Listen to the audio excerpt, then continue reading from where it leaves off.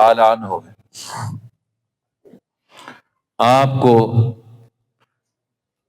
امت میں سب سے زیادہ نبی پاک صلی اللہ علیہ وسلم کے ساتھ نسبتیں حاصل ہیں۔ آپ کو رسول اللہ صلی اللہ علیہ وسلم کے علم کے ساتھ سب سے زیادہ تعلق ہے۔ دین حق کے عمل میں سب سے اول نمبر پر آنے والے لوگوں میں سے حضرت ابو بکر صدیق ہیں۔ ان کو بہت ساری چیزوں میں اولیت حاصل ہے، شرف اور مرتبہ حاصل ہے۔ ان کے کمالات، دینی اور دنیاوی کمالات، علمی کمالات، اخلاقی کمالات، وہ بہت بڑے ہیں۔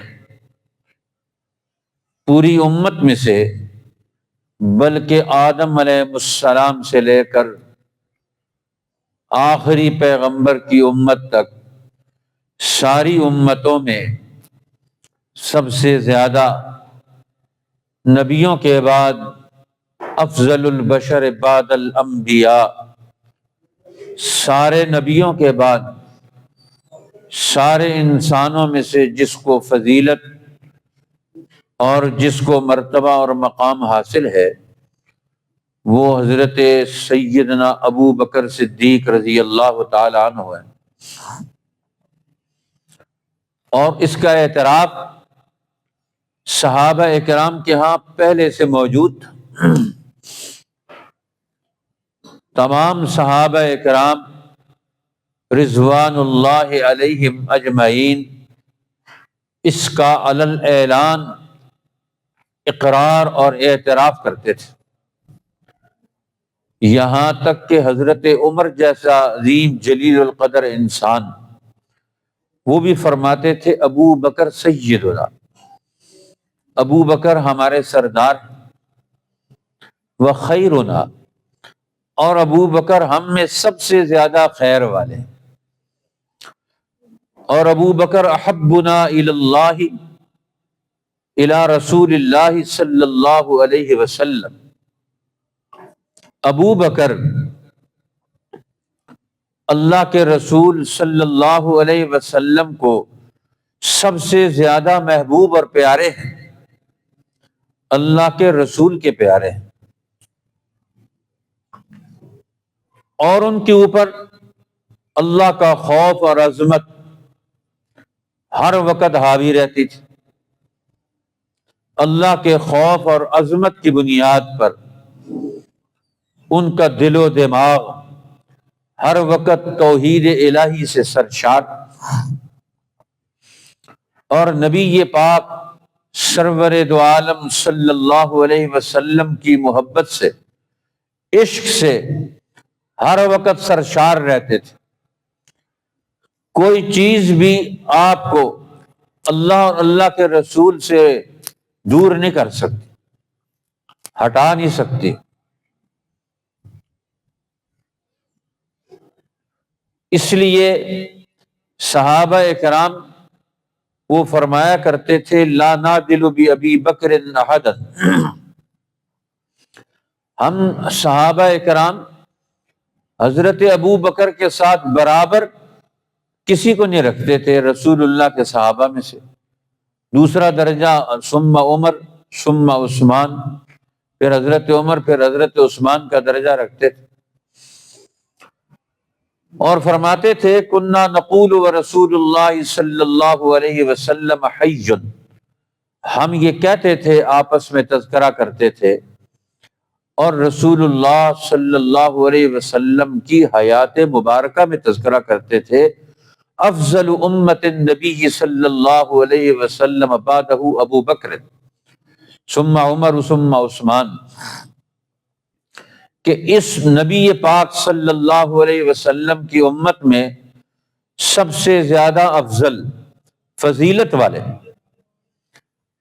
اللہ کے پیغمبر کے بعد جس کو سب سے زیادہ فضائل حاصل ہے، کمالات حاصل ہیں، دین حق کے حوالے سے جس کا سب سے بڑا رول کردار ہے،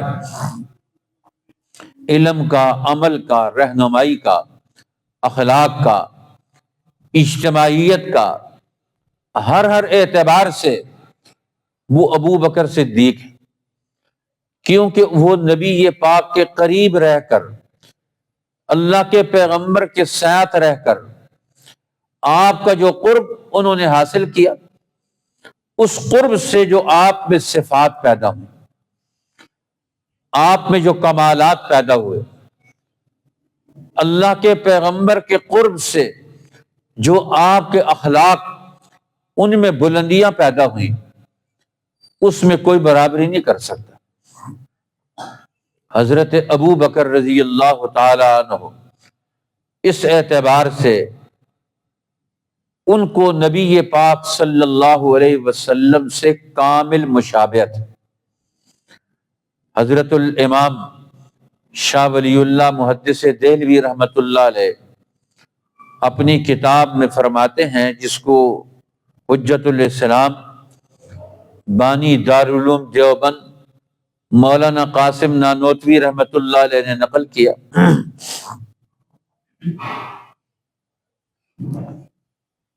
کہ یہ وہ لوگ ہیں جنہوں نے دین حق کی نسبتوں کو اپنے ہاں محفوظ کیا۔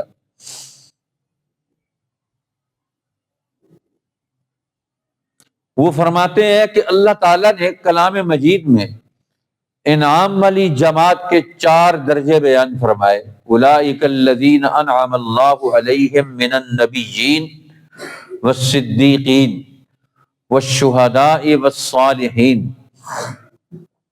کہ اللہ کے ہاں انعام والی جماعت میں پہلا درجہ انبیاء علیہ السلام کا ہے، دوسرا درجہ صدیقین کا ہے، تیسرا درجہ شہداء کا ہے، اور چوتھا درجہ صالحین کا ہے۔ وہ فرماتے ہیں کہ اصل میں دین کی بنیاد 2 چیزوں پر ہے، ایک علم حق اور ایک عمل صالح۔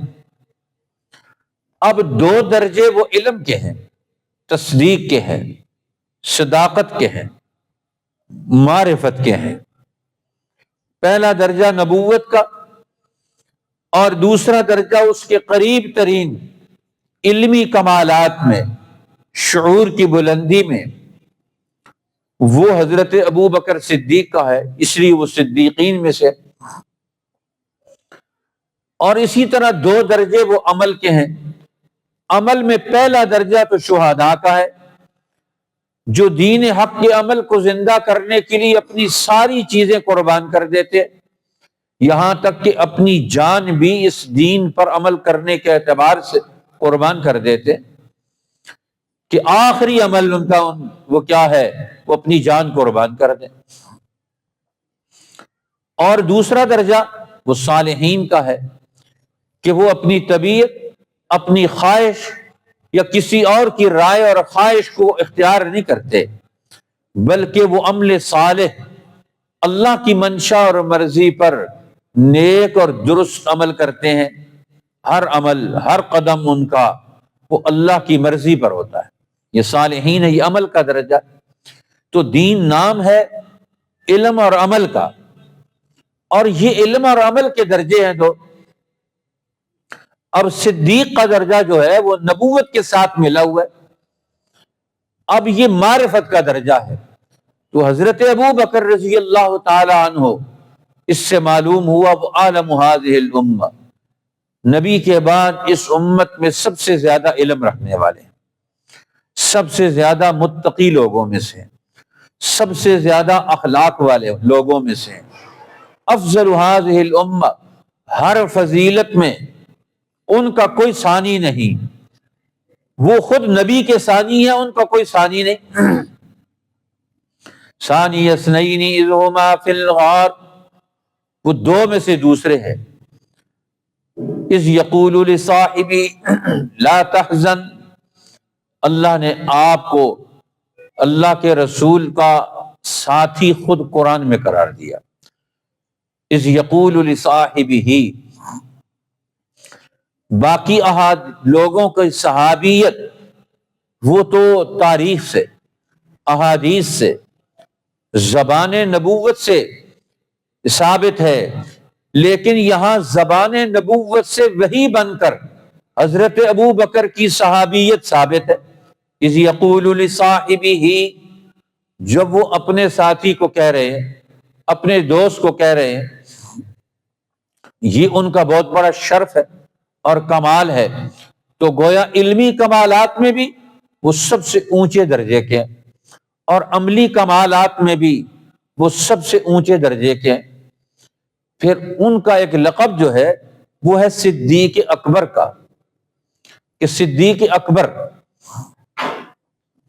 اب صدیقین تو بہت ہوں گے امت میں، یہ پوری جماعت قیامت تک، انبیاء تو بند ہو گئے، صحابہ کرام کا دروازہ بھی نبوت کے بعد، دنیا میں رسول اللہ کے پردہ فرمانے کے بعد صحابیت کا دروازہ بھی بند ہو گیا، کوئی صحابی نہیں بن سکتا۔ لیکن صدیقین، شہداء اور صالحین، یہ تو پوری امت میں ہر دور میں آئیں گے لوگ۔ اللہ کے رسول کا یہ فیض، قرآن کا یہ علم و عمل، یہ امت میں، انسانیت میں چلتا رہے گا، اور اس میں کچھ لوگ مقام صدیقیت پر فائز ہوں گے، اور حضرت ابو بکر ان صدیقین کے امام ہیں، اس لیے آپ کا لقب ہے صدیق اکبر۔ اس لیے علماء فرماتے ہیں کہ اللہ تعالیٰ نے کلام مجید میں فرمایا جاء بالصدق وصدق به، جو سچائی لے کر آیا اور وہ جس نے سچائی کی تصدیق کی۔ سچائی کون لے کر آیا؟ محمد الرسول اللہ، سچا دین لے کر آئے، حق دین لے کر آئے۔ جاء بالصدق وصدق به، اور دوسرا کون ہے جس نے اس سچ کی تصدیق کی؟ وہ ابو بکر ہے۔ سب سے پہلے انہوں نے نبی پاک صلی اللہ علیہ وسلم کی نبوت کی تصدیق کی کہ میں آپ کو نبی مانتا ہوں، میں آپ کی نبوت کی تصدیق کرتا ہوں، میں آپ کی نبوت کی سچائی کا اعلان کرتا ہوں، اظہار کرتا ہوں۔ اب اللہ کے پیغمبر کی نبوت، اس نبوت کی سچائی اور تصدیق کرنا، یہ پوری امت کے ذمہ ہے، ہر انسان کے ذمہ ہے کہ وہ نبوت کی تصدیق کرے، کامیاب قرار پائے گا۔ نہیں کرے گا نبوت کی تصدیق، اب کچھ لوگوں نے تو معجزات دیکھ کر نبوت کو مانا، کچھ لوگوں نے دباؤ میں آ کر نبوت محمدی کو تسلیم کیا، اور ابو بکر صدیق نے اپنے اندر کی معرفت اور مزاج سے نبوت کو تسلیم کر لیا، کہ نبوت کی معرفت اور پہچان آپ کے قلب اطہر میں پہلے سے محفوظ اور موجود ہے۔ ادھر سے نبوت کا اعلان ہوا اور ادھر سے فوراً سب سے پہلے تصدیق کر دی۔ جاء بالصدق وصدق به، وہ سچ لے کر آئے محمد الرسول اللہ، اور یہ اس سچ کے مصدق بن گئے، تصدیق کرنے والے بن گئے کہ میں آپ کی ہر بات کو سچا سمجھتا ہوں۔ اس لیے صدیق نام کس کا ہے؟ نبوت کی ہر بات کی سچائی کا اعلان، اقرار، اظہار، اعتراف کرنا، اور اس کا پورا اعلان کرنا، اظہار کرنا، صدق بھی، اس کی تصدیق کرنا۔ اب ایمان بھی کس چیز کا نام ہے؟ اقرار باللسان و تصدیق بالقلب، زبان سے اقرار کرنا اور دل سے اس کی تصدیق کرنا کہ میں اس کو سچا قرار دیتا ہوں، میں اس کی سچائی کی بنیاد پر اس کو مانتا ہوں۔ اب تو سب سے پہلے دنیا میں، اس امت میں، انسانوں میں نبوت محمدی کی، انسانوں میں جس نے تصدیق کی، وہ ابو بکر ہے رضی اللہ تعالیٰ عنہ۔ اسی لیے یہ جو معراج ہے آپ کو رجب المرجب میں ہوئی، 9 ہجری میں یا 11 ہجری میں، 9 نبوت کے سال میں، یا نبوت کے 9ویں سال میں، یا نبوت کے 11ویں سال میں، علی اختلاف الروایات۔ اب اللہ کے پیغمبر جب معراج سے واپس تشریف لائے تو لوگوں نے کہا، گھر والوں نے کہا کہ آپ سفر معراج کے حالات باہر تذکرہ نہ کریں کہ لوگ کیا کہیں گے۔ آپ نے فرمایا کیوں نہ تذکرہ کروں، جو کچھ مجھے ملا میں تو اس کو انسانوں کے سامنے پیش کروں، جو میں نے دیکھا ہے، جو میں نے سنا ہے، جو زندگی کا میں مطالعہ کر چکا ہوں، میں اپنے علم کو، اپنی معرفت کو، اپنے علوم کو، اپنی رائے کو، اپنے مطالعے اور مشاہدے کو میں اپنی امت کے سامنے کیوں نہ پیش کروں۔ کہیں گے لوگ تصدیق نہیں کریں گے، تکذیب کریں گے، اور میں یہ ان کا کام ہے، میرا کام تو نہیں، میرا کام تو پیش کرنا۔ وہ مانے نہ مانے، آپ نے اپنے سفر معراج کے واقعات مکہ میں بیان کر دیے۔ اب ہر آدمی کے پاس وہ باتیں پہنچ گئیں۔ آج تو اور انہونی بات بیان کر دی محمد صلی اللہ علیہ وسلم نے۔ ابو جہل کو موقع مل گیا، انہوں نے کہا یہ ایک ہی دن میں، ایک ہی رات میں یہاں سے بیت المقدس گئے، بیت المقدس سے 7 آسمانوں تک گئے، ایسا ہو سکتا ہے؟ کہتے نہیں ہو سکتا۔ اب وہاں ابھی حضرت ابو بکر موجود نہیں تھے، ابو جہل آپ کو تلاش کرتے ہوئے پہنچ گیا۔ اب دیکھا تو مکہ کے باہر سے آ رہے تھے۔ ابو جہل ان سے پوچھتا ہے ابو بکر بتاؤ کیا یہ ممکن ہے کہ ایک آدمی ایک ہی رات میں مکہ سے بیت المقدس چلا جائے شام، اور وہاں سے واپس بھی آ جائے، اور پھر وہاں سے 7 آسمان تک چلا جائے، اور پھر وہاں سے واپس بھی آ جائے؟ انہوں نے کہا یہ نہیں ہو سکتا ہے۔ انہوں نے کہا نہیں ہو سکتا۔ تو انہوں نے کہا اچھا نہیں ہو سکتا؟ انہوں نے کہا نہیں ہو سکتا۔ انہوں نے کہا پھر تیرا ساتھی کہتا ہے محمد صلی اللہ علیہ وسلم۔ فوراً اسی وقت کہا حضرت ابو بکر صدیق نے اگر وہ کہتے ہیں تو بالکل ہو سکتا ہے۔ اسی وقت ہی، گھر پوچھنے کے لیے نہیں گئے، اپنے دل سے بھی نہیں پوچھا کہ میرا دل کہتا ہے، ابھی کہہ رہے ہیں اپنی زبان سے کہ ایک آدمی نہیں جا سکتا، اور ابھی کہہ رہے ہیں کہ نہیں، اگر انہوں نے کہا ہے تو بالکل ہو سکتا ہے۔ یہ کیسے نہیں ہو سکتا کہ وہ ایک ہی رات میں مکہ مکرمہ سے مسجد حرام سے مسجد اقصی تک نہ جائیں، اور ایک ہی رات میں مسجد اقصی سے بیت اللہ کے پاک عرش تک کی سیر کر کے نہ آئیں؟ یہ کیسے نہیں ہو سکتا اگر وہ کہتے ہیں؟ انہوں نے کہا ابو بکر ابھی تو تم کہہ رہے تھے نہیں ہو سکتا، ابھی کہہ رہے ہو سکتا ہے۔ انہوں نے کہا ہم اس سے پہلے ان کی بات مان چکے ہیں، وہ کہتے ہیں آسمانوں سے میرے اوپر فرشتہ آتا ہے، میرے اوپر وحی آتی ہے، ہم ان کی وہ بات مان چکے ہیں، لہذا اللہ کے رسول کی ہر بات کی تصدیق کرنا، جب ہم نے انہیں نبی مان لیا، جب رسول مان لیا، جب قائد مان لیا، اب وہ جو بات وہ کہتے ہیں وہ صحیح کہتے ہیں، اس میں ہمیں ذرہ بھر شک شبہ نہیں، ذرہ بھر ہمیں اس کے اندر شک نہیں۔ اللہ کے نبی کی ہر بات 100% درست ہے، 100% صحیح ہے۔ اب حضرت ابو بکر صدیق کے عمل سے ہمیں کیا چیز پتہ چلتی ہے؟ اللہ کے نبی کی ہر بات کی تصدیق کرنا۔ اس لیے سید الطائفہ الامیر حاجی امداد اللہ مہاجر مکی رحمت اللہ علیہ، جو بڑے بڑے اولیاء اللہ کے بھی پیر و مرشد،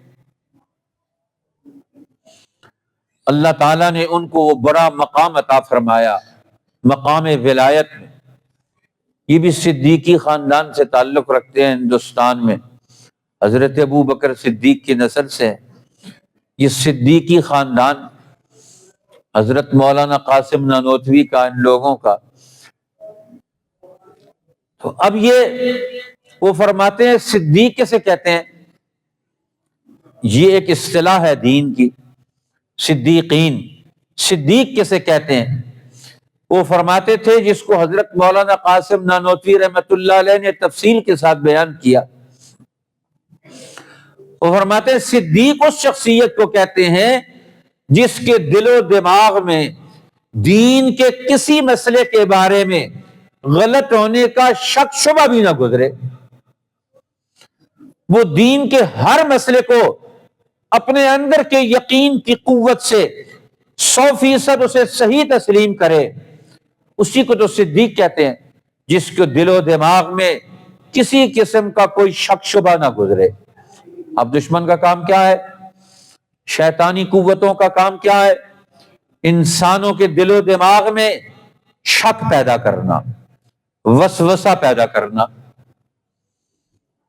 اب شیطان کا کام ہی یہ الذی یوسوس فی صدور الناس، جو لوگوں کے دلوں میں وسوسے پیدا کرتا ہے، شک پیدا کرتا ہے دین کے بارے میں۔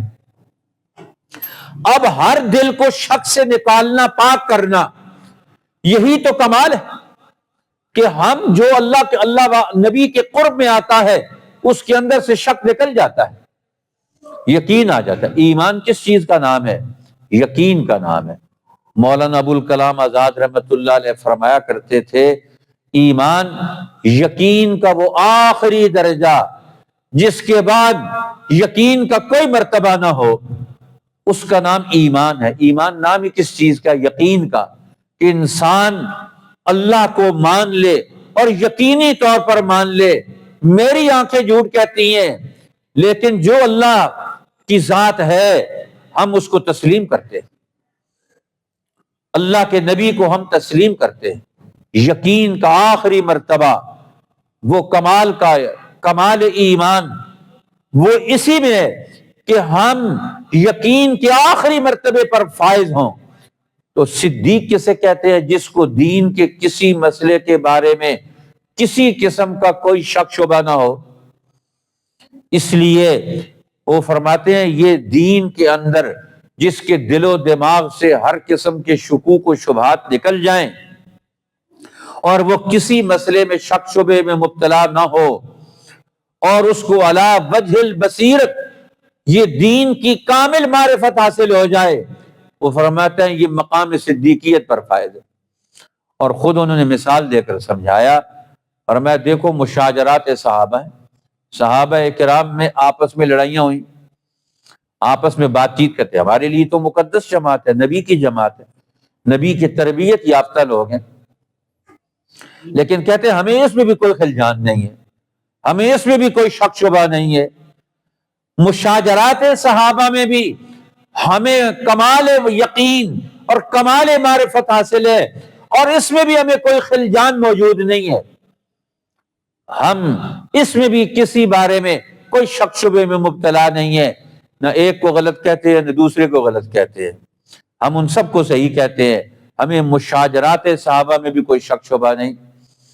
اور حجت الاسلام بانی دارالعلوم دیوبند مولانا قاسم نانوتوی رحمۃ اللہ علیہ، ان کا تو حال یہ تھا کہ ہر ایک شک والے کے شک کو بھی یقین میں تبدیل کروا دیتے۔ ان سے کسی نے پوچھا کہ حضرت آپ بیان کر رہے ہوتے ہیں اور بیان کرتے کرتے تھوڑی دیر خاموش ہو جاتے، یہ خاموش کیوں ہو جاتے پھر بیان کرتے؟ فرمایا میں جب ایک مسئلہ بیان کرنا چاہتا ہوں تو اس مسئلے کو بیان کرنے کے لیے جو دلائل ہیں قرآن سے، حدیث سے، فقہ سے، عقل اور شعور سے، حس اور ادراک سے، وہ اتنے دلائل میرے سامنے آ جاتے ہیں کہ مجھے ان میں کانٹ چھانٹ کرنی پڑتی ہے کہ میں سامنے بیٹھے ہوئے لوگوں کے ذہن کو دیکھ کر ان کی ذہنیت کے مطابق دین کو سمجھانے کا انداز اور دین کے ہر مسئلے کو سمجھانے کا انداز میں اس کو اختیار کر کے تمہارے سامنے پیش کروں۔ ہزاروں قسم کے دلائل ان کے پاس موجود کہ وہ ہر مسئلے کو ہر ایک کو سمجھا سکتے، مسلمان ہو یا کافر، ہر انسان کو دین کا ہر مسئلہ سمجھانے کی اہلیت اور صلاحیت ان میں موجود ہو۔ اسی کو تو صدیق اکبر کہتے۔ ابو بکر صدیق نے وہ کیا کام کر کے دکھائے؟ ہر صحابی کو، ہر انسان کو دین کے ہر مسئلے سے مطمئن کر کے وہاں سے اٹھتے ہیں۔ جہاں جاتے ہیں، جس مجلس میں جاتے ہیں، جس مجلس میں بیٹھتے ہیں، ان کو دین حق پر جمع کر دیتے ہیں، یقینی قوت پیدا کر دیتے ہیں ان کے اندر، کیفیات ہی ان کی ساری تبدیل ہو جاتی ہیں، ہر ایک کو واپس دین حق کے اصلی مرکز پر لا کر ان کو پھر کھڑا کر دیتے ہیں۔ اس لیے تو ان کو صدیق اکبر کہا جاتا ہے۔ اور بعد کے آنے والے صدیقوں کا یہ حال ہے، 1300 سال بعد حجت الاسلام بانی دارالعلوم دیوبند، ان کا یہ حال ہے کہ وہ دین کے ہر مسئلے کو اتنے دلائل کے ساتھ پیش کرتے ہیں کہ اس کا منکر ان کے سامنے ٹھہر ہی نہیں سکتا۔ اب ایک بڑا ہندوؤں کا ایک بڑا جوگی، اس نے کہا، اس نے لوگوں کو اپنی کرامتوں سے، اپنے فضائل سے مرعوب کرنے کے لیے کوشش کی۔ اب وہ کیا کرتا کہ وہ آگ جلا کر آگ کے اندر بیٹھ جاتا، وہ اپنی برتری ثابت کرنے کی، تاکہ مجھے مان جائیں لوگ، مجھے بڑا تسلیم کریں۔ آج دنیا میں جھوٹے لیڈر قوموں کو گمراہ کرنے کے لیے شعبدہ بازیاں کرتے ہیں بڑا بننے کے لیے۔ بڑا وہ ہوتا ہے جو انسانوں کا خدمت گزار، بڑا وہ ہے جو اللہ کے علم کا حامل بن جائے، بڑا وہ ہے جس کے اخلاق انسان دوست، بڑا وہ ہے جو انسانوں کو بحرانوں سے نکالے، انسانوں کو مشکلات سے نکالے، ان کو صراط مستقیم پر لا کر کھڑا کر دے، ان کے ہر نفع کو ان کے قریب کر دے، ان کے ہر نقصان کو ان سے دور کر دے۔ آج شعبدہ بازیوں سے لیڈر بننا چاہتے، دباؤ اور دھوس اور دھاندلی سے لیڈر اور بڑا بننا چاہتے، ان کے اندر وہ علمی، عملی، اخلاقی کمال موجود ہی نہیں، وہ کیسے بڑے بن سکتے ہیں؟ ان کو کیسے انسانوں کا بڑا تسلیم کر لیا جائے؟ اب وہ شعبدہ بازی کرتا ہے، آگ کے اندر کھڑا ہے۔ شاگردوں نے کہا حضرت وہ تو آگ کے اندر کھڑا ہے، وہ تو بڑا مؤثر انسان ہے، وہ لوگ تو اس سے بڑے متاثر ہو رہے ہیں۔ آپ نے فرمایا مجھے لے جاؤ وہاں جہاں کھڑا ہے۔ اب وہاں لے کر گئے، چونکہ یہ 1857 کی جنگ آزادی کے بعد کا دور ہے، کیونکہ 1857 کی جنگ آزادی کے بعد مسلمانوں کی حکمرانی، مغل دور، اسلام کا یہ 600-700 سالہ دور جو ہندوستان میں غلبے کا دور تھا، یہ دور ختم ہو گیا۔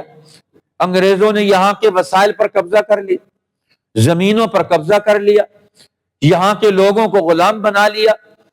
ایسٹ انڈیا کمپنی سے ہندوستان برطانوی حکومت نے خرید کر برطانیہ کا صوبہ بنا دیا، یہاں کی ہر چیز پر قبضہ کر کے اب انہوں نے کہا سیاسی طور پر مسلمانوں کو شکست دے دی، ان کا نظام پلٹ کے رکھ دیا۔ 600-700 سالہ 800 سالہ ہندوستان کا نظام اسلام، نظام عدل، نظام امن، نظام عدالت، نظام علم، معیشت کا نظام، اس سے پہلے سونا چاندی کے سکے چلتے تھے، اور 1857 کے بعد انہوں نے کاغذ پکڑا دیا لوگوں کو، روپے کا نوٹ، سکہ جاری، سکہ ختم، سونا چاندی ختم، اور روپیہ جاری کر دیا۔ یہ رسید ہے، یہ پیسے نہیں ہے، پیسہ تو سونے چاندی کا نام ہوتا ہے۔ اب یہ تو جس وقت مرضی حکومت اس کو ختم کر دے، کینسل کر دے، ختم۔ بھلا سونے کو کینسل کر سکتا ہے؟ وہ تو کینسل نہیں ہوتا۔ یہ روپیہ تو کینسل ہو جاتا ہے جب مرضی کینسل کر دیں۔ تو اسی طرح انہوں نے قوموں کو اپنے کنٹرول میں کر لیا۔ اب وہ کہتے ہیں دوبارہ یہ اپنا دین سیکھ کر دوبارہ زندہ نہ ہو جائیں۔ ان کے اندر وہ علم جو انہیں لیڈر بناتا ہے، رہنما بناتا ہے، قائد بناتا ہے، مدبر بناتا ہے، یہ اپنے معاملات اپنے کنٹرول میں کر لیں، اس علم کی روشنی میں ان میں قوت پیدا ہو جائے، ذہن پیدا ہو جائے، دماغ ان کا چلنا شروع ہو جائے، یہ اپنے مسائل کو اپنی تاریخ کی روشنی میں حل نہ کر سکیں۔ لہذا انہوں نے پادریوں کو، ہندو جوگیوں کو، سکھوں کے بڑوں کو، مختلف قسم کے انہوں نے مذہبی سکالر کھڑے کر کے اور پورے ہندوستان میں خدا شناسی کے میلے اور اسلام پر اعتراضات کا انہوں نے ایک لمبا چوڑا منصوبہ بنایا۔ 1857 کی جنگ آزادی کے بعد اسی میں یہ سارے مار کے پیش ہوتے تھے۔ اب حضرت نانوتوی کو جب پتا چلا، وہ وہاں پہنچ گئے اس مارکے میں، اس جگہ سارے سینکڑوں لوگ کھڑے ہیں اور اس کو دیکھ رہے ہیں، بڑے متاثر ہو رہے ہیں۔ یہ تو بڑا طاقتور انسان ہے، آگ جل رہی ہے اور اس کے اندر کھڑا ہے، اس کو کچھ بھی نہیں ہوتا۔ حضرت نے جب جائزہ لیا، غور کیا، دیکھا کہ دور ایک ندی بہ رہی ہے اور ندی کے کنارے اس نے یہ سارا ڈھونگ رچایا ہوا ہے۔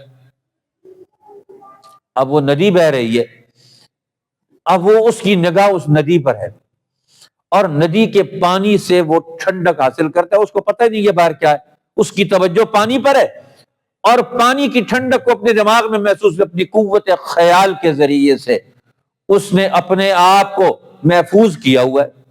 اپنی حفاظت کے کئی طریقے ہیں، ہر دور میں ہر طبقہ اپنی حفاظت کا، اپنے ملک کی حفاظت کا نظام بناتا ہے۔ بہت ساری قوتیں، ہتھیار بھی استعمال ہوتے ہیں، فوج بھی استعمال ہوتی ہے، عقل بھی استعمال ہوتی ہے۔ اپنی حفاظت کے لیے ہم باڑ بھی لگاتے ہیں، اپنی حفاظت کے لیے کیا کام کرتے ہیں، حفاظت کے کئی طریقے۔ اب یہ مختلف لوگوں میں یہ بھی طریقہ تھا کہ وہ قوت خیال کو ترقی دے کر وہ اپنے آپ کو اپنے قرب و جوار سے الگ کر لیتا ہے اور پانی کی ٹھنڈک اور تاثیر محسوس کرتا ہے۔ اب حضرت اس کے سامنے جا کر کھڑے ہو گئے، آنکھوں کے سامنے ندی کے درمیان اور اس کے درمیان جا کر کھڑے ہو گئے وہاں ایک ٹیلے پر۔ اب درمیان میں رکاوٹ آئی تو وہ جلنا شروع ہو گیا، اس نے رخ دوسری طرف کر لیا، وہ پھر اس کے سامنے کھڑے ہو گئے جا کر۔ اب اس نے رخ ہٹایا، تیسری طرف کر لیا، وہ پھر اس کے سامنے جا کر کھڑے ہو گئے اور اس نے پھر وہاں سے ہاتھ باندھے، میں اب یہاں نہیں ٹھہروں گا، یہاں سے میں جا رہا ہوں، آپ ایک دفعہ مجھے یہاں سے نکلنے کا موقع دے دیں، اب میں یہاں بالکل نہیں ٹھہروں گا، اب یہاں میں لیڈری چمکاؤں گا نہیں، اب لوگوں کو گمراہ کرنے کے لیے یہ میں نے شعبدہ بازیاں کی ہوئی ہیں۔ آج سارے جھوٹے لیڈر قوم کے لیے شعبدہ باز، کبھی کیا شعبدہ رچاتے ہیں، کبھی کیا شعبدہ رچا کر قوم کے دماغ پر بے وقوفی اور جہالت سے وہ اپنے حالات سے متاثر کر کے لوگوں کو گمراہ کر کے ان کے اوپر اپنی رائے مسلط کرتے ہیں، ڈی ٹریک کرتے ہیں، ذہن بدلتے ہیں تاکہ وہ اپنی زندگی کا صحیح ٹریک، صحیح راستہ اختیار کر کے وہ زندگی کو آگے نہ بڑھا سکے۔ لہذا حضرت نے فرمایا ٹھیک ہے، پھر آئندہ مت آنا ادھر، اور وہ وہاں سے بھاگ گیا تھوڑی دیر کے بعد۔ اب یہ بڑے لوگ تھے کہ جنہوں نے دین کو سمجھا اور سمجھ کر اس دین کو امت کو سمجھانے کے لیے ان کے اندر اہلیت اور صلاحیت موجود ہے۔ اور یہ اہلیت اور صلاحیت کیا ہے؟ یہ دین کا مرتبہ اور مقام ان کو حاصل ہوا، قرآن کے مطالعے سے، حدیث رسول اللہ کے فہم اور علم اور مطالعے سے، اولیاء اللہ ان کی صحبت اور ان کے فیض سے ان کو یہ مقام حاصل ہوا کہ انہوں نے اس دین کو پڑھ کر اس دین سے اپنی ذاتی مفاد نہیں حاصل کیے، اپنے لیے کوئی چیز نہیں حاصل کی۔ اب مولانا قاسم نانوتوی حج پر گئے، واپس آئے، انہوں نے کہا جہاز سے نیچے اترے، لوگ کہتے ہیں سامان، کسٹم والے سامان چیک کرتے ہیں، تو انہوں نے کہا سامان کیا ہے؟ ایک جوڑا کپڑوں کا پہنا ہوا ہے، ایک جوڑا ساتھ تھیلے میں ہے، اور وہی ایک لاٹھی ان کے پاس ہے اور اسی کے ساتھ باہر آ رہے ہیں، کوئی سامان نہیں ہے ان کے پاس۔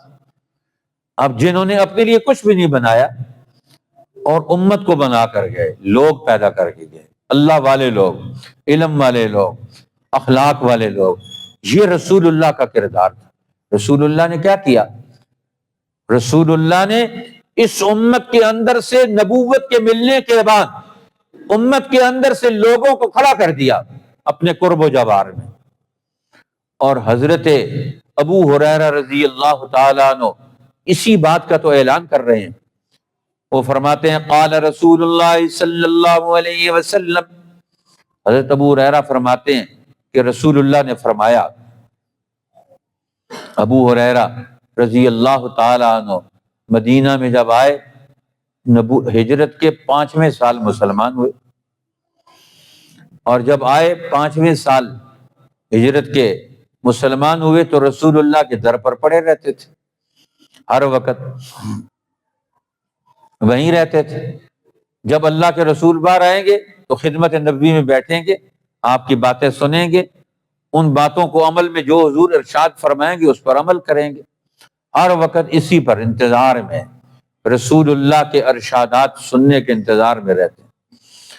اور کوئی کام کاج اس وجہ سے نہیں کرتے کہ اللہ کے رسول سے دور نہ ہو جائیں، مجلس نبوی سے دور نہ چلے جائیں، اس لیے وہیں بیٹھنے کو ترجیح دیتے۔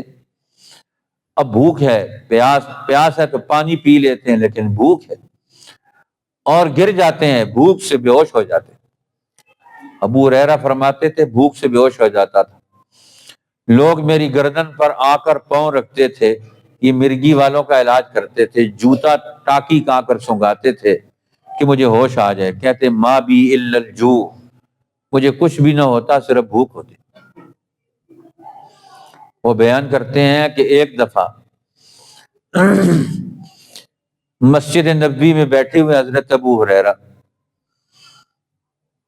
اور بھوک سخت ہے، اب بیٹھ بھی نہیں سکتے، تو حضرت عمر نکلے مسجد سے، تو حضرت ابو ہریرہ ان کے ساتھ ساتھ مسئلہ پوچھتے ہوئے ان کے گھر تک چھوڑ کر آیا، انہوں نے گھر داخل ہونے کا ہی نہیں کہا، انہوں نے کیا ہو بیٹھو کچھ کھانا کھلائیں گے پلائیں گے، واپس آ گئے، پھر مسجد نبوی میں آ کر بیٹھ گئے۔ تھوڑی دیر بعد حضرت ابو بکر اٹھے، وہ نکلے مسجد نبوی سے، پھر حضرت ابو ہریرہ ان کے ساتھ مسئلہ پوچھتے پوچھتے ان کے گھر تک چھوڑ کر آئے۔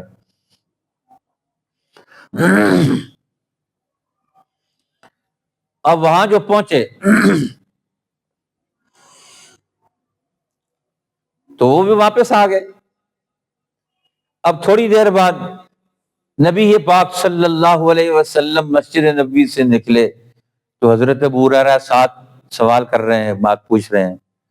آپ گھر کے قریب پہنچے تو آپ نے فرمایا ابو ہریرہ میں سمجھ گیا ہوں کیا مسئلہ ہے، کیا پریشانی ہے تجھے، تیری بھوک کا نظام کرتے ہیں۔ ظاہر ہے ان کے گھر میں کچھ بھی نہیں ہو گیا، اس لیے انہوں نے نہیں روکا، اور رسول اللہ بھی سمجھ گئے۔ فرمایا ابو ہریرہ، گھر والوں سے پوچھا گھر میں کچھ کھانے کے لیے ہے؟ انہوں نے کہا ہاں یا رسول اللہ، دودھ کا ایک پیالہ ہے جو کسی صحابی نے بھیجا ہے، انصاری نے۔ آپ نے فرمایا دودھ کا پیالہ ہے؟ تو فرمایا جاؤ ابو ہریرہ سارے صفہ والوں کو بلا کے لے آؤ۔ حضرت ابو ہریرہ پریشان ہو گئے، اب دودھ کا ایک پیالہ ہے، پیاسا بھوک پیاس مجھے لگی ہوئی ہے، اور رسول اللہ فرماتے ہیں سارے صفہ والوں کو بلا کے لے آؤ، سب کے پیٹ میں کچھ نہیں ہے۔ اس لیے وہاں پابندی تھی، مانگنا کسی سے نہیں ہے۔ رسول اللہ کے تیار کردہ لوگ خودداری سے رہتے تھے، خود کوئی آ کر دے تو ٹھیک ہے، مانگنا کسی سے نہیں ہے باہر جا کر۔ یاد دہانی اور چیز ہوتی ہے، امت کو یاد دہانی کرانی چاہیے، جہاں دین کے کام کرنے والے لوگ ہوتے ہیں اب وہاں اپنے وسائل ان کو دینے چاہیے تاکہ وہ دین حق کو کام کر سکے، اگلا کام اب وہاں ہمارا حصہ ہونا چاہیے۔ تو آپ نے فرمایا ابو ہریرہ جاؤ، جا کر سارے صفہ والوں کو بلا کے لے آؤ۔ اب بلا کے لے آئے، حضور نے فرمایا اب سب کو پلاؤ۔ اب سب کو پلایا، جب سب کو پلایا انہوں نے کہا میرا نمبر تو آخر میں آ گیا، دودھ بچے گا کہ نہیں بچے گا۔ حضرت ابو ہریرہ پریشان تھے، تو آپ نے فرمایا سب کو پلاؤ۔ جب یہ حکم ملا تو سب کو پلایا، سب کی پی چکے، تو فرمایا ابو ہریرہ اب تم خود پیو۔ اب انہوں نے پھر پیا، اب پھر اس کے بعد آپ نے فرمایا ابو ہریرہ پھر پیو، یہ نبوت کی طرف سے آیا ہوا دودھ ہے، پھر پیو۔ پھر دودھ پیا، پھر اور پیا۔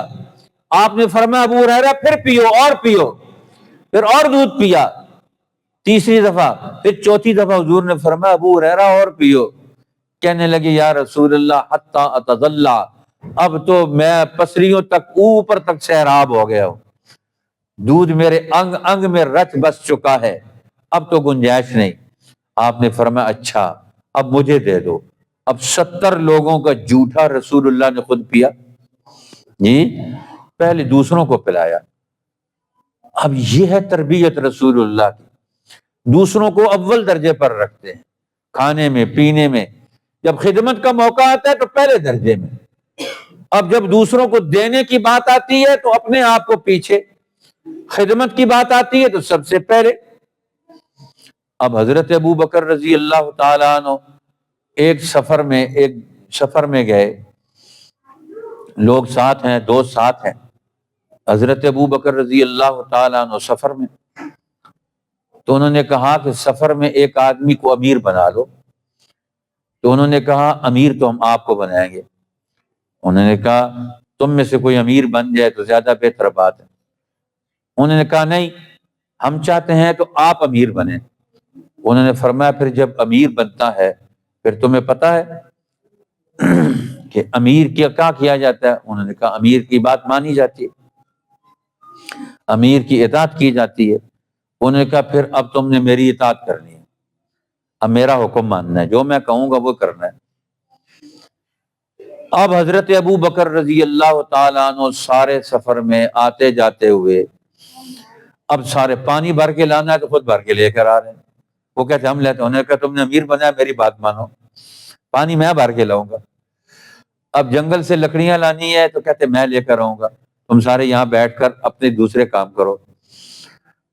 اب وہ کہتے ہیں کھانا پکانا ہے تو ابو بکر صدیق کہتے ہیں کھانا تو میں پکاؤں گا۔ وہ کہتے ہیں کہ نہیں ہم پکاتے ہیں۔ انہوں نے کہا میں امیر ہوں، تم نے مجھے امیر بنایا ہے، کھانا تو میں پکاؤں گا۔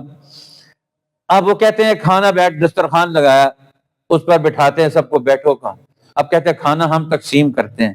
وہ کہتے ہیں نہیں، تم نے مجھے امیر بنایا، میرا حکم مانا، تم بیٹھو، تم کھانا تقسیم میں کروں گا۔ سارے خدمت کے کام انہوں نے اپنے ذمے لے لی، اور پورے سفر میں آخر میں انہوں نے منتیں کی کہ ہم آپ کو امیر بنا۔ انہوں نے کہا امیر تو بنا دیا، واپس تو نہیں کر سکتے۔ اب بڑے لوگ تھے اللہ والے، حضرت مولانا شیخ العرب والعجم حسین احمد مدنی رحمۃ اللہ علیہ، ایک دفعہ ایک سفر میں کہیں ایک عالم نے ان کے جوتے اٹھا لیے۔ حضرت نے بہت کہا، انہوں نے کہا نہیں مجھے جوتے، حضرت خاموش ہو گئے۔ اب انہیں جوتے رکھ دیے تو دوسری دفعہ جب موقع آیا تو حضرت نے ان کی جوتے اٹھا لیے خود۔ اب وہ کہتے ہیں حضرت مجھے جوتے دے دیں۔ حضرت نے سر پر رکھ لیے جوتے اٹھا کر، اور میں حضرت یہ تو غضب نہ کریں کہ آپ نے میرے جوتے اٹھا کر سر پر۔ انہوں نے کہا کہ وعدہ کرو کہ اندر میرے جوتے نہیں اٹھاؤ گے، میں اپنے جوتے خود اٹھاؤں گا۔ اب کیوں؟ یہ ہے کہ امت کی خدمت کرنا۔ ہاں، تعلیم اور تربیت کے لیے استاد کو خدمت کسی دوسرے کو کہے، شیخ کسی دوسرے کو کہے، وہ ایک الگ بات ہے۔ ہم نے تربیتی نظام اپنا قائم کرنا ہے لوگوں کو، بچوں کو، لیکن اپنے دل میں یہ خواہش نہیں ہونی چاہیے کہ میں دوسروں سے خدمت کرواؤں یا میں ان سے برتر ہوں اور یہ مجھ سے کم تر ہیں۔ یہ نہیں ہونا چاہیے، ایک دوسرے کی خدمت کرنا۔ لیکن کچھ لوگ وہ ہیں جو ہر وقت خدمت سے سرشار رہتے ہیں۔ تو ابو بکر صدیق کس شخصیت کا نام ہے؟ چھوٹا ہو یا بڑا، ہر ایک کی خدمت کے لیے ہر وقت تیار رہتے، ہر ایک کے لیے جان قربان کرنے کے لیے، مال قربان کرنے کے لیے، وقت قربان کرنے کے لیے ہر وقت تیار رہتے۔ سفر ہجرت میں رسول اللہ کے ساتھ، اور کبھی آگے چلتے ہیں، کبھی دائیں چلتے ہیں، کبھی بائیں چلتے ہیں، کبھی پیچھے ہو جاتے ہیں۔ جہاں سے خطرہ محسوس ہو اللہ کے رسول کے لیے، وہیں سے ابو بکر صدیق کہتے ہیں خطرہ مجھے لگے، میں خطرہ مول لینے کے لیے تیار ہوں۔ لیکن انہوں نے کبھی بھی دین پر آنچ آ جائے، اس دین کو نقصان پہنچے نہیں، اپنا وقت، اپنی جان، اپنا مال، ہر چیز اس دین کو دنیا میں غالب کرنے کے لیے، اس کے قدم ترقی کی طرف بڑھانے کے لیے انہوں نے قربانیاں دی، ہر قربانی دینے کے لیے تیار ہیں۔ اتنی قربانیاں دی حضرت ابو بکر صدیق نے کہ رسول اللہ صلی اللہ علیہ وسلم فرماتے ہیں ما لأحد عندنا یدن الا وقد کافیناہ، جس نے بھی میرے اوپر دینی دنیاوی اعتبار سے کوئی احسان کیا، کوئی تعاون کیا، میں نے ہر ایک کو اس کا بدلہ دے دیا، دنیا میں ہر ایک کا بدلہ دنیا میں چکا دیا ہے۔ ما خلا ابا بکر، سوائے ابو بکر کے، اس کی جو قربانی ہے دین حق کے لیے، آج اس قربانی کی قدر امام الانبیاء کے ذہن میں کیا ہے؟ جو اس دین کا قدردان ہوتا ہے، نبی اس کا قدردان بن جاتا ہے۔ آج یہ دین میرے اور آپ کے پاس ہے، ہم اس کے لیے کتنا وقت نکالتے ہیں، کتنا قرآن سمجھتے ہیں، کتنا حدیث سمجھتے ہیں، اس دین کا عملی نظام دنیا میں غالب ہو، اس کے لیے میں اور آپ کتنی جدوجہد کرتے ہیں، کتنا وقت اس کے لیے صرف کرتے ہیں، اپنی توانائیاں اس کے لیے کتنی لگاتے ہیں۔ آج ہر آدمی اپنے گریبان میں جھانک کے دیکھ لے۔ فرمایا ما خلا ابا بکر فإن له عندنا یدن، اس کا ہمارے اوپر اتنا احسان ہے، ید ہے، ہاتھ ہے، اتنا اس نے خرچ کیا ابو بکر نے ہمارے لیے۔ یکافئہ اللہ بہا یوم القیامہ، اس کی اس خدمتوں کا بدلہ، ابو بکر صدیق کی خدمتوں کا بدلہ قیامت کے دن اللہ دے گا، اللہ سے دلواؤں گا۔ میرے پاس ایسا مال نہیں، میرے پاس کوئی ایسی چیز نہیں، میرے پاس کوئی ایسی دولت نہیں کہ میں ابو بکر صدیق کو دے دوں۔ اس نے جو مشکل اوقات میں، مشکل گھڑیوں میں سب کچھ میرے لیے قربان کر دیا۔ کیا تم اس کو کبھی اپنے ذہن میں لا سکتے ہو؟ حضرت خالد بن الولید رضی اللہ تعالیٰ عنہ کو رسول اللہ نے ایک دفعہ توجہ دلائی، فرمایا خالد تم میری وجہ سے ابو بکر کو اپنی نظروں میں وہ مقام اور عظمت کیوں نہیں دے سکتے تم جو اس کا میرے ساتھ تعلق ہے؟ خالد بن الولید جیسا جرنیل، جس کو رسول اللہ ایک موقع پر سیف من سیوف اللہ کہہ رہے ہیں، دوسرے موقع پر ان کو حضرت ابو بکر صدیق کا مقام بتا رہے ہیں، ان کا حال بتا رہے ہیں کہ تم اپنے آپ کو ان کے مقابلے میں کھڑا کر سکتے ہو؟ ان کے مقابلے میں تو کائنات میں کوئی چیز کھڑی نہیں ہو سکتی ہے جو ان کی خدمات ہیں دین حق کے لیے۔ اس دین کو انہوں نے ایسا اون کیا، ایسا اس کو قبول کیا، ایسا اس کے لیے اپنے آپ کو وقف کیا، ایسا اس کی خدمت کے لیے لگ گئے، کبھی کسی دوسری رائے کو انہوں نے ترجیح نہیں دی۔ حضرت ابو بکر صدیق، ایک طرف دین حق ہے، اللہ کے پیغمبر ہیں، تو ابو بکر صدیق ہمیشہ ادھر ہی کھڑے ہیں، کبھی کوئی دوسری رائے نہیں آتی ہے۔ فرمایا وما نفعنی مال احد قط ما نفعنی مال ابی بکر، فرمایا جتنا مجھے ابو بکر کے مال نے نفع دیا ہے اتنا کسی اور کے مال نے کوئی نفع نہیں دیا۔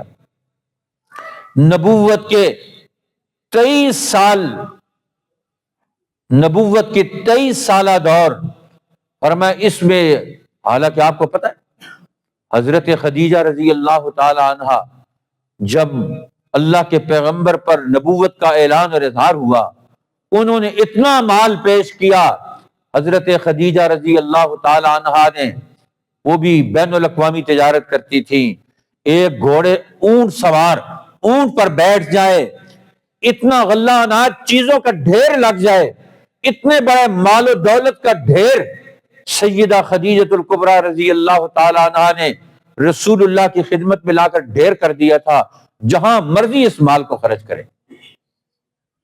دین حق کے تقاضوں پر، اللہ اور اللہ کے رسول کی مرضی پر، جہاں آپ کو مال کی ضرورت ہے، سیدہ خدیجہ الکبریٰ نے یہ سارا مال اپنا سب کچھ دے دیا۔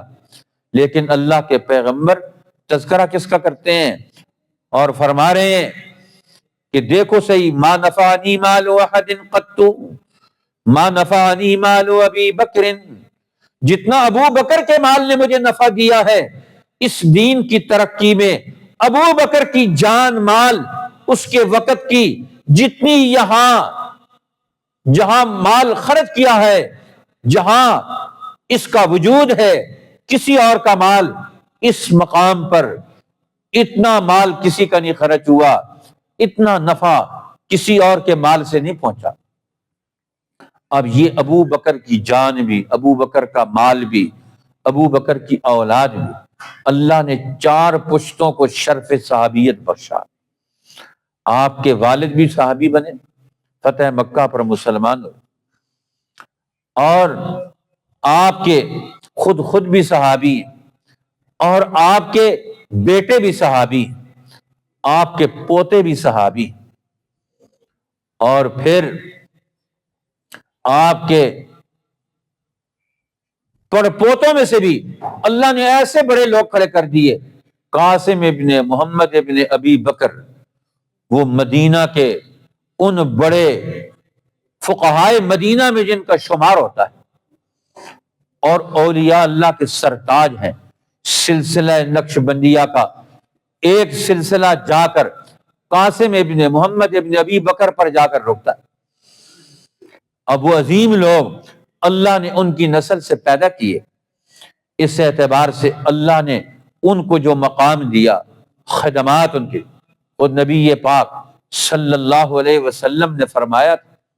ایک موقع پر حضرت ابراہیم علیہ السلام کا تذکرہ کیا تو فرمایا میری جماعت کے اندر پچھلے نبیوں کے اوصاف کے حاملین میری جماعت کے اندر موجود ہیں۔ آپ نے فرمایا ابو بکر، میں دیکھ رہا ہوں کہ تم میری جماعت کے اندر وہ شخصیت ہو کہ جن کو ابراہیم علیہ السلام سے نسبت ہے، جن کو عیسیٰ علیہ السلام سے نسبت ہے۔ اور حضرت عمر کو فرمایا عمر، میں دیکھ رہا ہوں تم میری جماعت میں میرے تربیت یافتہ کیڈر میں وہ شخصیت ہو جن کے اندر نوح علیہ السلام کے اوصاف اور جن کے اندر موسیٰ علیہ السلام کے اوصاف۔ اور آپ نے معراج کے موقع پر آپ نے جب سارے نبیوں کا تذکرہ کیا تو فرمایا میں ابراہیم علیہ السلام سے بھی بیت المعمور میں ملا، کہ بیت المعمور میں جب میں پہنچا تو ابراہیم علیہ السلام جو فرشتوں کا قبلہ ہے اس کے ساتھ ٹیک لگائے بیٹھے ہیں، اور میں نے سلام کیا تو انہوں نے جواب دیا مرحبا بالابن الصالح والنبی الصالح، خوش آمدید بالابن الصالح والنبی الصالح، میرا بہترین بیٹا آیا ہے جو دنیا میں میری نبوتوں کی، میرے مقاصد کی ترجمانی کر رہا ہے، اور بہترین نبی آیا ہے جو انسانوں کا قیامت تک کے لیے رہنما ہے۔ مرحبا بالابن الصالح والنبی الصالح، بہترین نبی اور بہترین بیٹا جس پر ابراہیم علیہ السلام فخر کر رہے ہیں۔ اور فرمایا ابراہیم علیہ السلام نے، حضور علیہ السلام نے سفر معراج کے جو مشاہدات بیان فرمائے تو ان میں سے یہ واقعہ بھی بیان فرمایا۔ فرمایا ابراہیم علیہ السلام نے مجھے دو باتیں بتائیں، فرمایا جب جاؤ تو اپنی امت کو میری طرف سے دو پیغام دینا، اپنی امت کو میری طرف سے کتنے پیغام ہیں؟ دو پیغام۔ آج بھی وہ دو پیغام وہ آپ کے پاس پھر پہنچ رہے ہیں رجب کے مہینے میں۔ فرمایا پہلے تو اپنی امت کو میرا سلام کہنا۔ ابراہیم علیہ السلام اس امت کو آسمانوں سے سلام بھجوا رہے ہیں، رسول اللہ کی زبان سے بھجوا رہے ہیں۔ اس امت کی اس دین کی بنیاد پر، اس نبی کی امت ہونے کی وجہ سے، اس نبوی کردار اور دینی کردار ادا کرنے کی وجہ سے ان کے ذہن میں مقام ہے، اور میں یہ بڑا کردار ادا کریں گے، امت کو میرا سلام کہنا۔ محدثین علماء فرماتے ہیں جب یہ حدیث بیان کی جائے تو ابراہیم علیہ السلام کے سلام کا جواب دینا چاہیے۔ سلام کا جواب کیا ہے؟ علیہ وعلی نبینا الصلاۃ والسلام، ان پر بھی یعنی ابراہیم علیہ السلام پر بھی، اور ہمارے نبی پاک محمد الرسول اللہ پر بھی صلاۃ و سلام۔ علیہ وعلی نبینا الصلاۃ والسلام، کیا شان ہے ان نبیوں کی، اس امت کو آسمانوں پر یاد رکھتے ہیں، لیکن امت کا حال کیا؟ ان نبیوں کو بھول گئے، امام الانبیاء کو ہی بھول گئے، ان کی سنت اور کام کے طریقے ہی بھول گئے، ان کی اخلاق اور ان کی عادات ہی بھول گئے۔ آج ہم کہاں پہنچ چکے؟ اللہ ہمیں واپسی نصیب فرما دے، ہمیں واپس اس دروازے تک پہنچا دے، ابو بکر صدیق کے دروازے پر، عمر ابن الخطاب کے دروازے پر، عثمان ابن عفان کے دروازے پر، علی المرتضیٰ کے دروازے پر، عشرہ مبشرہ کے دروازے پر، پھر اللہ میں پہنچا دے آل بیت، امامین الہمامین الشہیدین السعیدین حسن و حسین کے دروازے پر، ہمیں پہنچا دے امام اعظم ابو حنیفہ کے دروازے پر، ہمیں پہنچا دے ان علماء امت مجاہدین آزادی امام شاہ ولی اللہ کے دروازے پر۔ شاہ عبدالعزیز کے دروازے پر اور ان عظیم لوگوں کے دروازے پر جنہوں نے اس دین کو اس دور میں، گزرے ہوئے دور میں، جب سب اس سے چھوڑ کر اپنی جاگیریں سنبھال رہے تھے، دکانیں سنبھال رہے تھے، اپنی نسلوں کو بچا رہے تھے، یہ وہ لوگ ہیں امام شاہ ولی اللہ مجدد الفسانی سے لے کر شیخ الہند اور ان کی جماعت تک، جو امت کو بچا رہے تھے، امت کی نسلوں کو بچا رہے تھے، ان کے بچوں کو جہنم سے بچا رہے تھے، ان کے لیے قرآن کا انتظام کر رہے تھے، ان کو دین حق کے غلبے کا اگلے دور کا تعارف کروا رہے تھے۔ آج اللہ ہمیں ان کے دروازوں تک واپس پہنچا دے۔ آج ہم شیطانوں کے دروازوں پر کھڑے ہیں اور میں وہاں سے پیغام آ رہے ہیں اس امت کے نام پر۔ آج امت اپنا مقام کھو رہی ہے، وہ اپنی وہ حیثیت گم کر رہی ہے جس مقام کی وجہ سے ان کو ابراہیم علیہ السلام کے ذہن میں اس امت کا مقام نبوت محمدی کی تاثیرات کو وہ دیکھ کر سلام بھیج رہے ہیں۔ آج ہم اس سلام کا مستحق بن جائیں۔ اور دوسرا پیغام دیا ابراہیم علیہ السلام نے کہ میرے بیٹے، نبیوں کے نبی، خاتم النبیین، یہ دوسرا پیغام بھی دینا، امت کو بتانا اللہ کا کسی سے کوئی رشتہ نہیں، اللہ کا رشتہ ایمان کا رشتہ ہے۔ ان الجنت قیعان، جنت ایک چٹیل میدان کا نام ہے۔ کامیابی چاہتے ہو تو جنت کو دنیا سے تمہیں بنانا پڑے گا۔ جنت یہاں آ کر نہیں آباد ہوگی۔ تم سمجھو کہ ہم وہاں پہنچیں گے تو جنت بنائیں گے، جنت تعمیر کریں گے، پر میں نہیں، جنت تم دنیا سے تعمیر کر کے آؤ گے، یتیم کے سر پہ ہاتھ رکھ کے، بیوہ کی خدمت کر کے، پڑوسیوں کے حقوق ادا کر کے، مسجد کا حق ادا کر کے، بیت اللہ الحرام کا حق ادا کر کے، امام الانبیاء کی اطاعت کر کے، ان کی اوپر قربانیاں دینے والوں کے راستے کو اختیار کر کے جنت تم بناؤ گے۔ جنت تمہیں کہاں سے ملے گی؟ اور میں جنت تم دنیا سے بنا کے آؤ گے۔ یہاں جنت نہیں بنے گی، جنت تمہاری بنے گی وہاں سے۔ جنت تو چٹیل میدان ہے، ہر ایک کا میدان اور پلاٹ اللہ نے جنت میں رکھا ہوا ہے، لیکن اس کی تعمیر دنیا میں کرنی ہے ہم نے۔ اور فرمایا غراس ہوا ذکر اللہ، جنت کے باغ کیا ہے؟ یہ اللہ کا ذکر ہے۔ آج ہم صبح و شام بیٹھ کر اللہ کا ذکر کرتے، اپنے دل و دماغ کو پاک کرتے۔ جنت کے باغات کیا ہے؟ یہ قرآن کا علم ہے، قرآن کی آیات ہیں۔ ام المومنین سیدہ عائشہ رضی اللہ تعالی عنہا فرماتی ہے، رسول اللہ کا ارشاد نقل کرتی ہیں، عدد درج الجنت عدد آی القرآن، فرمایا جنت کے درجے قرآن کی آیتوں کے برابر ہیں۔ جس نے دنیا میں جتنی قرآن کی آیتیں سیکھی ہیں اتنے ہی اس نے جنت کے درجے اپنے لیے پیدا کر لیے دنیا میں۔ آج ہم کتنا قرآن سیکھتے ہیں، کتنا اس کے لیے ہم وقت نکالتے ہیں۔ آج وقت ہے ہمارے پاس اپنی جنت تعمیر کرنے کا، وگرنہ وہاں جا کر کیا کریں گے؟ غفلت کی زندگی گزار کر وہاں جانا چاہتے ہیں، اللہ کے حضور، اللہ کے رسول کے حضور قیامت کے دن کھڑے ہوں گے۔ آج جو ہم زندگی گزار رہے ہیں اس زندگی کو وہاں پیش کر سکیں گے ہم؟ اس لیے آج اپنی غفلت کو توڑیں، اپنے لیے بیداری پیدا کریں۔ کم از کم یہ جو درجے ہیں، آپ کا ماہانہ درس حدیث پاک ہے، ہر آدمی یہ طے کرے کہ انشاءاللہ میں خود بھی اور اپنے ساتھ ایک آدمی کو مغرب کی نماز سے عشاء تک پورا وقت دیں گے مہینے میں۔ یہ 1.5 گھنٹہ ہے۔ ہمارے شہر کے لوگ اس دین کے لیے اتنی قربانی نہیں دے سکیں گے، لیکن ان کو سمجھانا ہے، ان کو سمجھ نہیں ہے۔ جو ہم آئے ہوئے ہیں ہمیں اللہ نے سمجھ دے دی ہے، جو نہیں آئے ہیں ان کو یہ بات سمجھانی ہے، ان کو لانا ہے مہینے میں وہ 1 گھنٹہ 1.5 گھنٹہ ضرور نکالے۔ ہم کہاں کہاں وقت گزار دیتے ہیں، گلیوں میں، سڑکوں میں، بسوں میں، موبائل پر اپنا ٹائم گزار دیتے ہیں۔ اور اگر تسلسل کے ساتھ ہم یہ حدیث پاک کا درس سنیں اور ہر مہینے میں پوری توجہ کے ساتھ سنیں اور ہمارے نوجوان اس کو نوٹ بھی کریں۔ ہم نے کتنے واقعات بتائے ہیں آپ کو، کتنے اصول سمجھائے ہیں آج کے اس درس حدیث پاک میں، کتنے نیک لوگوں کا، اس دین والے لوگوں کا تذکرہ آپ کے سامنے آیا ہے۔ اگر آپ اس کو زندہ رکھیں اگلے درس حدیث تک، ہر ایک کو بتائیں ہم نے پچھلے درس حدیث میں یہ باتیں سنی تھی، تمہیں بھی بہت اچھی باتیں معلوم ہوگی۔ تو انشاءاللہ اس درس حدیث کا تذکرہ پورے شہر میں ہونا چاہیے کہ نہیں ہونا چاہیے؟ کون کرے گا؟ ماشاءاللہ۔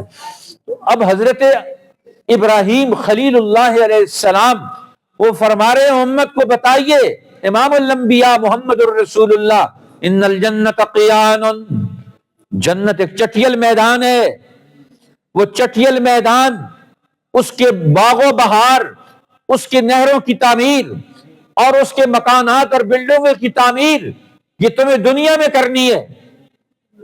اس لیے قرآن کی ایک ایک آیت جنت کے درجے بڑھاتی ہے۔ حضور نے فرمایا کہ جو 10 دفعہ سورہ اخلاص پڑھتا ہے، مخلص بن جائے اللہ کی توحید کے ساتھ، تو اللہ تعالیٰ اس کے لیے جنت میں 10 محل بنائے گا۔ حضرت عمر نے فرمایا یا رسول اللہ ہم 100 دفعہ سورہ اخلاص پڑھیں گے۔ ضرور پڑھنی نہیں ہوتی، اپنے دل کو کھنگالنا ہوتا ہے، دل کے اندر سے ہر غیر اللہ کو نکالنا ہوتا ہے سورہ اخلاص۔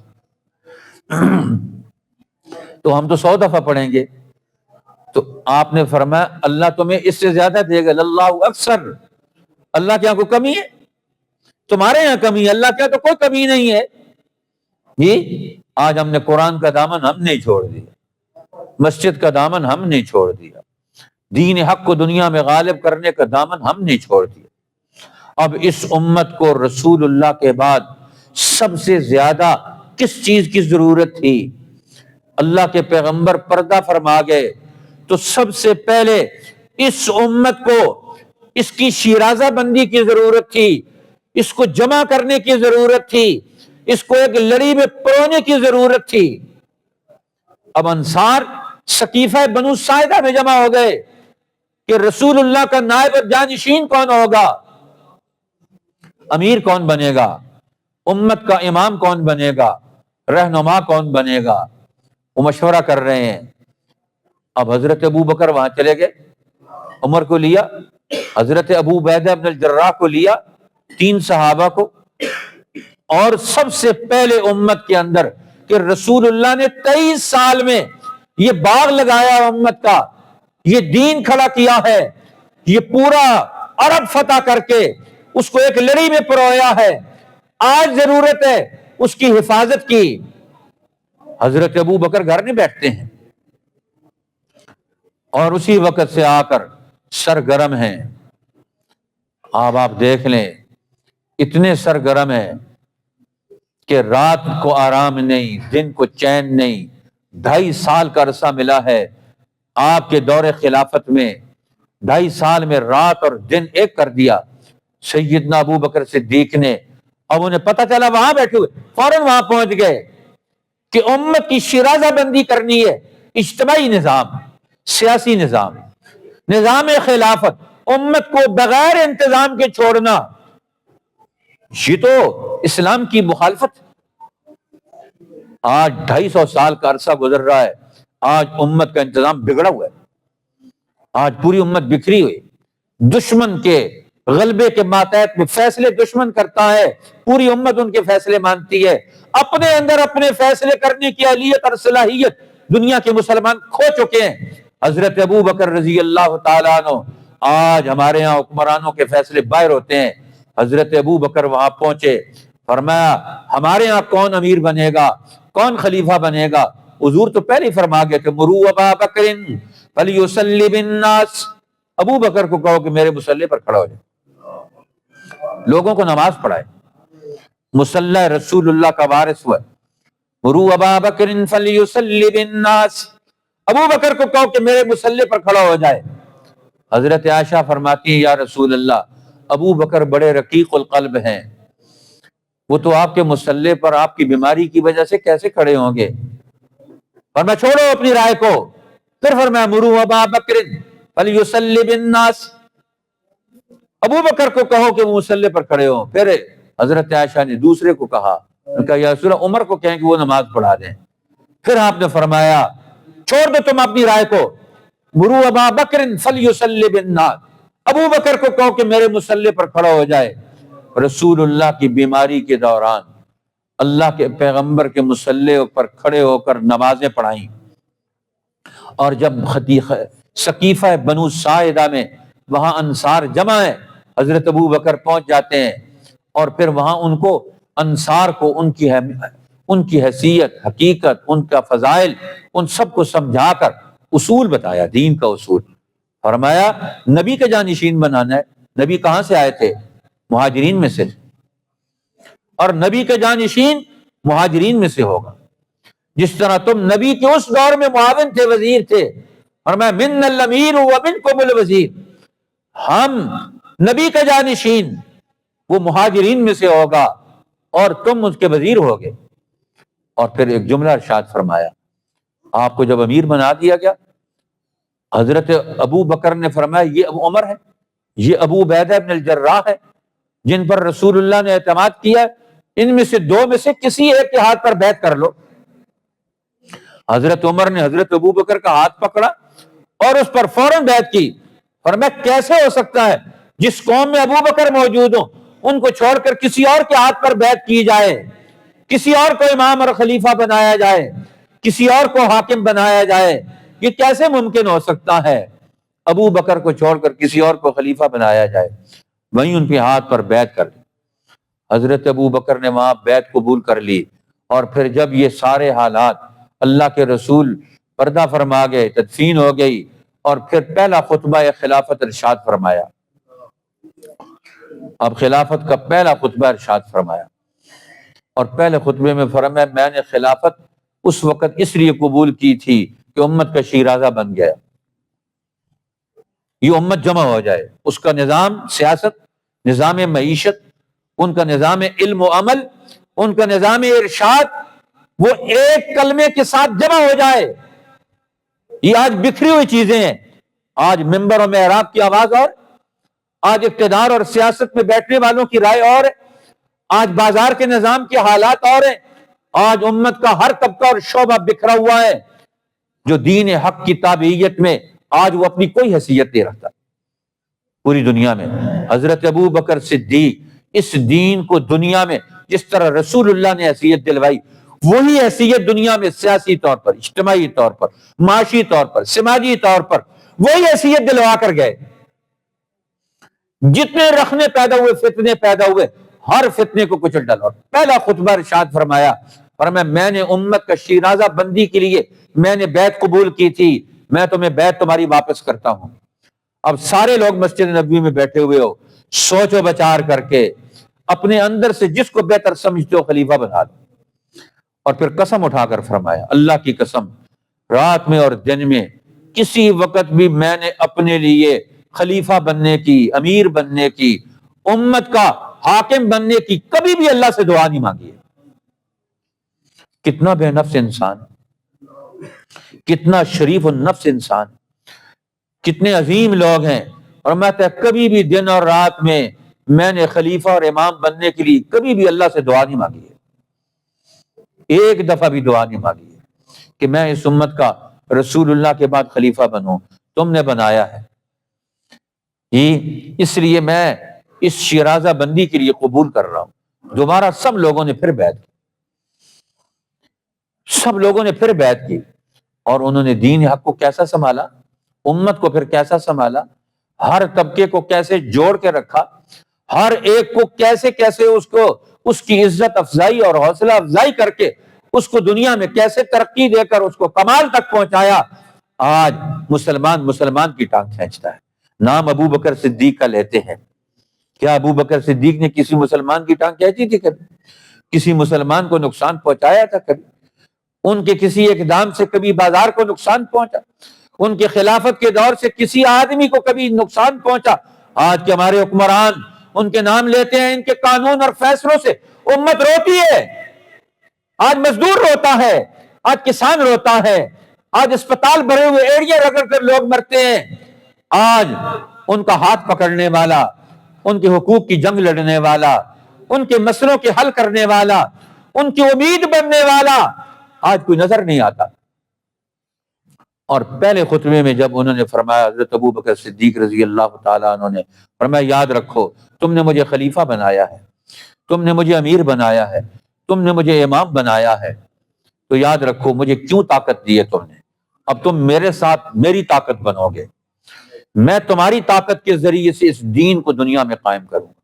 اور پہلے خطبے میں یہ بات بھی پھر ارشاد فرمائی، جب تم نے بیعت کر لی تو اب پھر میری ساری خلافت اور حکومت کی قوت، یہ طاقت، فرمایا میں ایک ظالم، ایک طاقتور کے چہرے پر رکھ کر میں اس کو زمین کے ساتھ لگا دوں گا جو کسی مظلوم کا حق لے گا، جو کسی کمزور اور یتیم کا مال چھینے گا، میں اپنا پاؤں اس کے چہرے پر رکھ کر زمین پر لگا کر میں ہر مظلوم کو اس کا حق دلواؤں گا۔ اس لیے تم ابو بکر کو کیا سمجھتے ہو؟ فرمایا اب میں اپنی خلافت میں ہر مظلوم کا نمائندہ ہوں، ہر پریشان حال کا نمائندہ ہوں، ہر ظالم کے مقابلے میں ہوں، ہر مظلوم کی حمایت میں کھڑا ہوں، اس لیے ہر مظلوم اب میرے لیے۔ پتہ ہے آپ نے حضرت ابو بکر صدیق نے، وقت نہیں ہے کہ ان کی خلافت کے باتوں کا، ان کے امور کا تذکرہ کیا جائے، اپنے بعد آنے والے خلیفہ کو جو انہوں نے تحریر لکھی، وصیتیں لکھوائیں، پڑھنے کے قابل ہیں، آج پڑھنے والے بھی نہیں ہیں مسلمان، نہ حکمران پڑھتے ہیں، نہ علماء پڑھتے ہیں، نہ پروفیسر ڈاکٹر پڑھتے ہیں، نہ ان کا ہمارے یہاں کہیں تذکرہ آتا ہے کسی میڈیا پر، کسی جمعے کے خطبوں میں، کہیں کسی کی زبان پر، زبانیں گونگے، خلافت راشدہ کے پہلے تاجدار کی وصیتیں، ان کے اقدامات دین حق کی حفاظت میں، امت کی حفاظت میں، مملکت کی حفاظت میں، وطن کی حفاظت میں، انہوں نے اپنے ہاں موجود انسانوں کے حقوق کی حفاظت میں کیا وصیتیں کی تھیں، کیا اقدامات کیے تھے، کس دکھ اور درد کا وہ بیانیہ ہے، آج امت وہ بیانیہ بھول گئی ہے۔ اس میں یہ بات لکھتے ہیں، اور میں تمہارے ہاں جو غیر مسلم رہتے ہیں نا، مسلمانوں کی بات تو بہت اونچی ہے، مسلمان کی تو کیا شان ہے کلمہ پڑھنے والے کی، آج تو مسلمان کلمہ پڑھنے والا کلمہ پڑھنے والے کا دشمن ہے، کلمہ پڑھنے والا کلمہ پڑھنے والے کو لوٹتا ہے، کلمہ پڑھنے والا کلمہ پڑھنے والے کو نقصان پہنچاتا ہے۔ آج ہم کہاں پہنچ گئے ہیں؟ وہاں جو غیر مسلم ہیں ان کے بارے میں فرماتے ہیں، حضرت ابو بکر صدیق رضی اللہ تعالیٰ عنہ وصیت نامہ لکھتے ہیں، فرمایا تمہیں پتہ ہے یہ ذمی غیر مسلم جو ہمارے ملکوں میں رہتے ہیں، ہمارے علاقوں میں رہتے ہیں، یہ اللہ اور اللہ کے رسول کی حفاظت میں ہے، اللہ اور اللہ کے رسول کے معاہدہ امن میں، ان کی جان اور مال کو نقصان مت پہنچنے دینا ان غیر مسلموں کو بھی۔ حضرت ابو بکر صدیق خطاب کر کے جاتے، اور جب نجران یہ ایک علاقے کے عیسائی علاقے فتح ہوئے اور وہاں کا پادری آتا ہے اور وہ آ کر کہتا ہے کہ ہمارے لیے مشکلات بعد میں کیا ہوں گی، وہ معاہدہ لکھا ہوا آج بھی حضرت ابو بکر صدیق کے اس پر دستخط ہے اور نسائیوں کے بھی دستخط موجود ہیں۔ فرمایا جس دن اس مذہب کے ماننے والے اپنے مذہب کے ماننے والوں کو صدقے خیرات کا مستحق سمجھیں گے، اس دن سے ان کا جزیہ معاف اور ہمارے بیت المال سے ان کے سارے مالی حقوق ادا کیے جائیں گے۔ آج پاکستان کا مالی حقوق، مالی بیت المال آج پاکستان کے حقوق، پاکستان کے غریب عوام کے حقوق ادا نہیں کرتا۔ وہ دنیا میں بدماشوں اور عیاشوں کے جن کے پاس دولت کے انبار لگے ہوئے ہیں، آج ان کو سارے حقوق ملتے ہیں، لیکن اس دھرتی میں بیٹھنے والا ایک مزدور، کسان، ایک غریب انسان آج اس اپنے حق کے لیے وہ کہاں جائے، کون سا دروازہ کھٹکھٹائے؟ رسول اللہ تو ابو بکر کا دروازہ کھلوا کر گئے تھے، آج وہ دروازہ بند ہو گیا کہ آج مظلوم کہاں دستک دے، آج وہ دروازہ کھلوانا ہے سب نے، مگر نہ کل قیامت میں سب سے پہلے اس امت میں سے سب سے پہلے جو جنت میں داخل ہوں گے وہ ابو بکر ہوں گے۔ حضور نے فرمایا ابو بکر تو سب سے پہلے نبیوں میں جنت میں جاؤں گا، اور امتوں میں سب سے پہلے تو جنت میں قدم رکھے گا۔ وہ جنت میں کیوں قدم رکھیں گے؟ وہ اپنی جنت یہاں سے بنا کر گئے ہیں، آج ہم اپنی جنت کہاں سے بنانا چاہتے ہیں؟ آج افسوس کا مقام ہے ہم پر۔ اللہ ہمیں اپنی زندگی بدلنے کی توفیق دے دے، ہمیں نبوت کا تصدیقی عمل نصیب فرمائے، ہم نبوت کے ہر حکم کی تصدیق کرنے والے بنے، ہم اس پر عمل کرنے والے بنے، ہم نبوت کی تصدیق کرنے والوں کی تصدیق کرنے والے بنے، ان کے اقدامات کو آج دنیا میں قائم کرنے والے بنے۔ اللہ ہمیں اس کی توفیق عطا فرمائے، اللہ تعالی ہماری کمزوریاں معاف فرما دے، ہماری غفلتیں معاف فرما دے، ہمارے اس مرکز کو جو ہمارے ان بزرگوں کی محنتوں سے یہ وجود میں آیا ہے، اللہ اس کو دین کے احیاء کا ذریعہ بنائے۔ آپ جتنے لوگ یہاں آتے ہیں آپ ہمارے لیے قابل قدر ہیں، ہم آپ کے لیے دعائیں مانگتے ہیں، ہمارے ذریعے سے، آپ لوگوں کے ذریعے سے ہم مل کر اس دین کو دنیا میں پھر سے دوبارہ بلندی نصیب فرما دے، اللہ نصیب فرما دے ہماری محنتوں سے۔ ہم کچھ بھی نہیں ہیں، اللہ تو وہی ہے نا جو ابابیل سے اپنے کعبہ کا تحفظ کر سکتا ہے، جو تنکوں سے پہاڑوں کا کام لے سکتا ہے۔ آج ہماری محنت یہ دنیا میں وہ رنگ لے آئے، لا سکتی ہے۔ نیت بدلیں، ارادہ بدلیں، انشاءاللہ وہ وقت آئے گا، انشاءاللہ ہم اپنی نسلوں کو مشکوک نہیں رہنے دیں، ہم ان کے دلوں میں ایمان بھر دیں، ہم ان کی عقلوں میں قرآن کی محبت پیدا کر دیں گے، ہم ان کو رسول اللہ کے ایک ایک حکم سے جوڑ دیں گے، ہم آرام سے نہیں بیٹھیں گے زندگی میں۔ اللہ ہمیں وہ توفیق دے دے، وہ ولولہ اور جذبہ نصیب فرما دے، وہ حکمت نصیب فرما دے، وہ عقل اور دانائی عطا فرما دے۔ پوری دنیا انسانیت کے مظلوموں کے حقوق کی جنگ لڑنے والے ابو بکر صدیق کی طرح پھر یہ امت ان کے نقش قدم پر کھڑی ہو جائے۔ اللہ ہمیں کھڑے ہونے کی توفیق عطا فرما دے۔ اور حضور نے پھر تیسری بات فرمائی، وَلَوْ كُنْتُ مُتَّخِذًا خَلِيلًا لَاتَّخَذْتُ أَبَا بَكْرٍ خَلِيلًا، اگر میں کسی کو دلی دوستی دیتا، دل کے اندر جگہ دیتا، ابو بکر کو جگہ دیتا، لیکن اللہ کا وعدہ ہے الا وان صاحبکم خلیل اللہ، میں سنو تمہارا ساتھی وہ اللہ کا خلیل ہے، میں اللہ کا دوست ہوں، اس لیے تم میری دوستی میں آ کر اب یہ دوستیوں کا سلسلہ بڑھاؤ۔ ابو بکر میرا دوست ہے اور میں اللہ کا دوست ہوں، تم ان دوستیوں کے سلسلوں کو بڑھا کر ایک نئی ٹیم اور قوت میں ڈھل جاؤ۔ یہ تمہارے لیے راستہ ہے کامیابیوں کا، جنت کا، دنیا میں فتوحات کا، دنیا میں اس دین حق کی نمائندگی کا۔ اللہ تعالی ہمیں اس دین حق کے احیاء میں پھر سے ہماری محنتوں کو قبولیت اور شرف عطا فرمائے۔